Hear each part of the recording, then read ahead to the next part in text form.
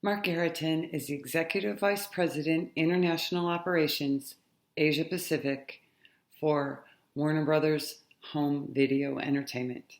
A long title for a big job. Marc is instrumental in getting Warner Brothers distribution into the Chinese market for Warner Brothers as well as other filmmakers in the US. He had many challenges, many barriers, and I asked him to tell us about it. So here's Marc. Good morning or afternoon. My name is Marc Garreton. I work for Warner Brothers. I've been working for Warner's for about 20 years. Started in Paris in selling VHS, for those of you who would remember the good old ways to look at movies. And then I moved to Sydney, Australia, where I was the managing director there for 4 years, between 98 and 2002. Then I came to Los Angeles to the studio, and I was looking after Latin America. After that, I did a little bit of strategies for the group, for the company, and those were the early days of the transition between physical and digital, between DVD and files online on iTunes and other platforms. And then eventually I moved to London in the UK, where I was in charge of international for the digital distribution of our movies and TV shows. And finally came back to Los Angeles in 2009 to look after Asia Pacific for a group of divisions at Warner Brothers, the home entertainment division for DVDs and Blu-rays, all the digital distribution across the platforms, being global platforms like Google, iTunes, and Amazon, but also some of the local clients, and games. We have a reasonably large games business around the world. And Asia is quite a specific market for games distribution. So, many years and in an industry that had its challenges and its evolution, but a lot of exciting stuff going from one country to the other. More specifically about China. China is a very, very interesting market. China is a very specific market. Not only it's a very, very large market in terms of population, but it's also extremely restricted in many, many industries, and definitely in the media industry. The government for the last 50 or 60 years had a view that entertainment is actually controlled by the government and is provided to the masses and provided to the audience, meaning that entertainment is free in the mind of the Chinese consumer. They never had to pay to watch television. And the question is that they probably never had to choose, or they never could choose what they could watch and enjoy. The internet has changed that quite a bit. And China has maybe 3 of the largest online companies in the world, even if they're not very well known outside of China. But they're so dominant inside China, and the market is so big by itself that those are companies that would probably be in the top 10 in the world in terms of market capitalization. They're called the BATs, Baidu, Alibaba, and Tencent, and I'll come back to them in a minute. So China is a country that is currently still building a lot of cinemas. But the government has put quotas on the number of foreign films that could be released in the cinemas in China, and that quota is 34 movies per year. To give you an idea, the US probably releases 750 movies every year. Countries like Italy or France would probably release more than 500 a year. So, and China itself probably releases 700 Chinese movies a year, but there's only 32 pictures from outside of China receiving authorization to be released in cinemas in China. Those movies are so big that they typically capture about half of the box office in the country. So typically our movies, at Warner Brothers we make 24 to 26 movies every year, and only 6 on a big year would have a release in a theater in China. And there was a lot of questions about what else can we do with our movies. So In the early 2000s, we thought that if we were to put our movies on DVDs and sell them for a very low price in stores in China, and when I say low price, it would be pretty much, you're talking about $1 a movie, maybe $1.50 for a DVD. So the same movie, the same DVD that people were paying $15 to $17 at Walmart were available in China for $1.50. And $1.50 is also close enough to the amount of money people were paying to buy bootleg pirated DVDs in the streets. So through a lot of hard work and conversation with the government and a bunch of agencies, we created a joint venture in 2002 in Shanghai, where we had a business license to publish movies on DVD. And Warner Brothers ended up being the distributor for Universal and Paramount. And we were very excited about having the best quality possible on DVD and making that available for the Chinese population at a very decent price. Those movies were made available at about the same time as the DVDs were available in the US, so about 3 months after the release in theaters in the US. Fast forward 6 or 7 years, so our movies, our DVDs were competing in store with pirated DVDs that were available in the streets or in pirated DVD stores. But in 2008, 2009, the pirate DVD stores started to close in China because the business was not good enough. And what was happening was the Chinese consumer was slowly moving away from the DVD and were enjoying the content online. So there was a lot of online piracy starting in 2007, 2008. And it was such a problem for us that we were, at $1.50 a disc, you have to sell a lot of units in order to make enough money to pay for the team and the overheads. But because of online piracy, where you're not selling any volume anymore, we made the hard decision to close the company over there.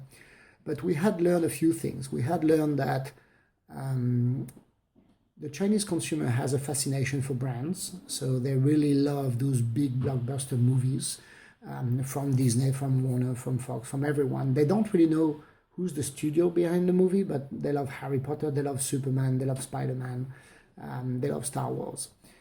So we have learned that there was an interest for content coming from the West and particular appetite for brands. And we've also learned how to market the content through the traditional media companies in China. And we started to think about what would it take for the content that we make to reach an audience at a time where the consumer will want to see the movie. So what happened at that time was the movies were released in the US in cinemas with all the big marketing activity, all the PR, Tom Cruise everywhere, and all the top stars on television and on TV shows, and of course all those shows were made available online. So audiences around the world were very excited about a movie at the time it was available in the US for theaters. And those movies were, in most cases, not available in China in cinemas because of the quotas, and they were not available anywhere else. And the peak of awareness for a US movie tend to happen about a couple of weeks after the date of release in the US. So, and that was also the time it took for mass distribution of pirated copies. That's the time it took for DVDs to float the streets of China, but also for a good quality camcorder to be made available and broadly distributed in the US. Camcorded in the US and broadly distributed and made available in China. So we thought if we could make the legal content, the best quality content available in China a couple of weeks after the US theatrical release, maybe we could have the beginning of a market. Couple of issues with that. One is you still have to go through censorship because the content has to be certified by the Chinese authority that it's not too violent. There's not, there's a certain number of criteria. It doesn't say anything bad about the Chinese government. It doesn't say anything about Tibet. There's a long list of things that are still forbidden in China. So we have to make sure the movie doesn't deal with any of those issues or is edited, or those parts are edited from the movie. But we managed to make a deal with the Chinese government and the censorship bureau, and they said they would probably turn around our movies within a week. So we say, okay, so we can technically make a US film available in China with the certification, so with the censorship certification that is required for release and publication in China within a couple of weeks. Then we say, well, what if that pristine copy in high definition goes outside of China and start to become the source of piracy for the other territories? So that would then become a problem. And we said, well, what if we burnt in the Chinese, so the simplified Chinese subtitle in the video in about a third of the picture? So, that's not the right format, but if you look at a movie in the landscape format and you use broad Chinese simplified character for subtitle, you have then a video that is in great quality, but it's somehow corrupted if you are a parrot viewer in Europe or in Latin America. You would probably rather watch a lower quality without the Chinese characters than watching that video. So that's the bet we made. We made a bet that if we had the subtitle large enough burnt in the video so you could never separate the video from the subtitle, maybe that copy will not travel too much outside of China. And then we needed a partner, an online partner, the equivalent of a Netflix or a Google or an Apple, to distribute those movies. And that was probably enough to be successful in China. You have the movie available when the consumer wants to see it, which is within a couple of weeks of the US release.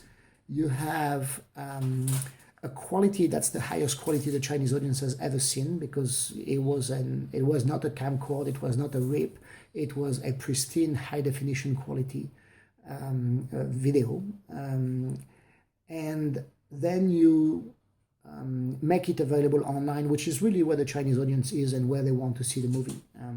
So that was the original bet. It triggered one tiny little question, and that question was, how can you trust a Chinese company to protect and take care of an asset that is so valuable? Because that movie that is in theaters in the US may still, the release of the same movie in Europe, in the UK, or in Germany, or even in Japan, in Asia, maybe the theatrical release is even later, and then you have that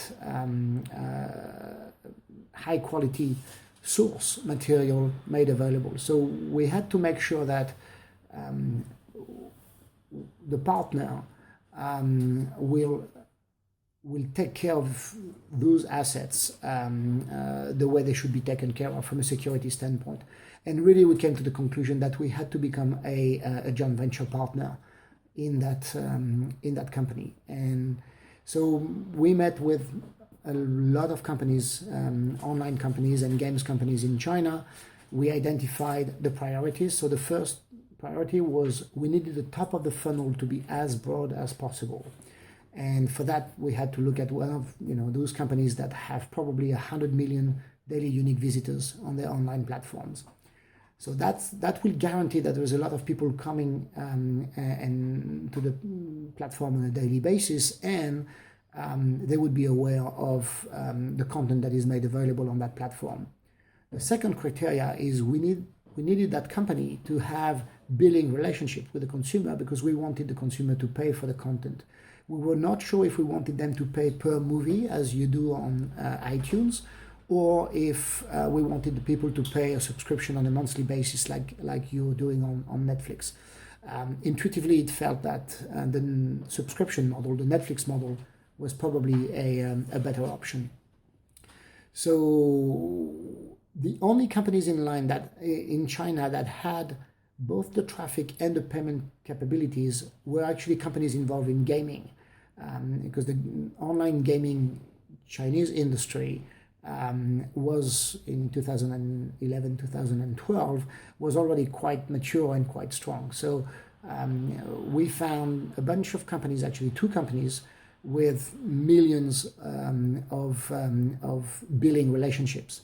The gaming industry in China was quite mature, and we found 2 companies that had those relationships, and we had to convince those companies with those billing relationships to be interested in the distribution of videos and be interested in a model like Netflix. And Tencent at that time was playing with the idea of getting the consumer to pay for content. They had massive audience in their free site, like a Yahoo. It's an online destination where you go and get your news and sports and some user-generated content and a bunch of TV shows. All of that is free and ad-supported, so you're bombarded with advertising every time you watch a piece of professional content. But they were playing with the idea of getting the consumer to pay for content. So we met the management, we pitched this idea of what if we could create a platform where the content would be made available for the Chinese audience at a time where it's very, very valuable, at a time where the consumer really wants it, within a couple of weeks from the US theatrical release. And they really loved the idea, and then you go into the deal making, which is always a big challenge. It took about 9 months. You go through all the regulatory review just to make sure you're doing something that is not stepping on too many toes. You have to do your licensing agreement. So we created a content committee. That committee went to buy movies from Warner Brothers, of course, but also from Universal, Disney, Fox, Sony, and Paramount. And you package hundreds and hundreds of movies, thousands of hours of films and television shows. And one big day you go live on the platform in China through a bunch of promotions and so on. So in November 2012, we went live with a service called Hollywood VIP. Hollywood because it was mainly Hollywood content, movies from the US. And VIP in China already has a sense, a meaning of subscription. All the services in China called VIPs are services you pay once a month, and then it's an all-you-can-eat buffet during that month. So they had Tencent at that time had a game service called Tencent Game VIP, a music service that was called Music VIP, and it was just a natural evolution. So we started with US content only. Very quickly we realized that the Chinese audience would love to see some Chinese content, and we started to buy some Chinese movies and then Chinese TV shows, up to a point that even if in volume there is still more US content today than Chinese content, in number of views, the Chinese content massively over-index, and about 3/4 of the total views from the service are now from Chinese content. So we've changed the name to Tencent Video VIP. A couple of words on Tencent. Tencent is a company that's not really known outside of China, despite the fact that they own Riot Games, and they just bought Supercell for about $8.5 billion. So it's a pretty large company in the Nordic that is very, very strong in the gaming, very strong in the gaming world. But in China, the best way to describe Tencent would be probably the aggregation of Facebook, Snapchat, Twitter, Activision Blizzard, and probably Netflix and HBO. So it's a massive company. They have about 800 million users of their communication service, the equivalent to WhatsApp. It's called Weixin in China. It's actually called WeChat outside of China. It's a service you can use in the US and everywhere in the world. The market capitalization of Tencent is about 260 or 65 billion US dollars. That's the largest company in China, and it's company number 10 in the world. So it's a gigantic company, incredibly successful. And Tencent Video VIP is a very, very small part of the service, but the service grew to 17 million subscribers in less than 5 years. And that's a lot faster than Netflix. It's a lot faster than any service anywhere in the world. It's probably service will probably end 2016 at over 20 million subscribers. So it's always very, very hard to talk about different countries. I think what's specific about China in the media business is the chance that we've had, and it's a unique opportunity to enter the market for the first time twice. So we entered that market in the DVD world. We learned a ton of things. We failed. We closed shop, but we took all those learnings. And the key learning was it was not that much the price of content, it was the availability of content, how quickly you make it available. You have to make it available when the consumer wants it. And that was within a couple of weeks of the US theatrical release. And that's how we started again. It was impossible in a physical world, in the world of DVDs, to make the content available so fast. We just don't have the technical capability to produce so fast. But in the online world, it takes 5 minutes to upload a file, and that became possible and created a vast market and a fantastic success and fantastic opportunity. That was the story of selling movies in China. I hope you enjoyed the story, and I wish you best of luck in your new endeavor.